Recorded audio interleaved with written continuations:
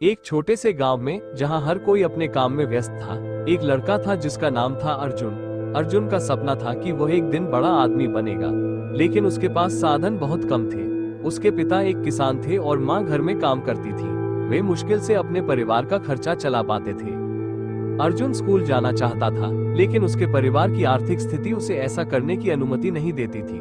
फिर भी अर्जुन ने हार नहीं मानी। उसने अपने दोस्तों से किताबें उधार लेकर पढ़ाई करने का फैसला किया। वह खेतों में काम करता, फिर रात को खेत के किनारे बैठकर पढ़ाई करता।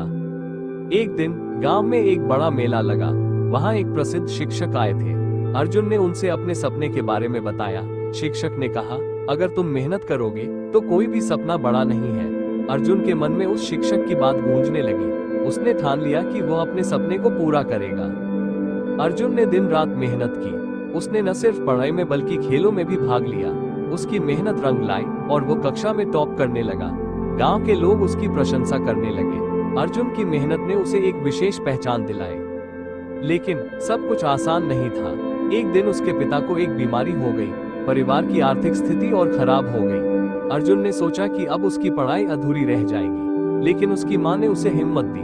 बेटा, मेहनत का फल मीठा होता है, कभी हार मत मानना। अर्जुन ने ठान लिया कि वो और मेहनत करेगा।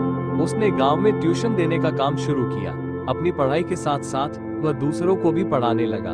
उसकी मेहनत से न केवल उसकी पढ़ाई पूरी हुई, बल्कि उसने कई बच्चों को भी शिक्षा दी। कई सालों बाद अर्जुन ने अपनी मेहनत से एक प्रतिष्ठित विश्वविद्यालय में दाखिला लिया। वहां उसकी कड़ी मेहनत और लगन ने उसे छात्रवृत्ति दिलाई। उसने न केवल अपनी पढ़ाई पूरी की, बल्कि अपने गांव का नाम भी रोशन किया। अर्जुन अब एक सफल व्यक्ति बन चुका था।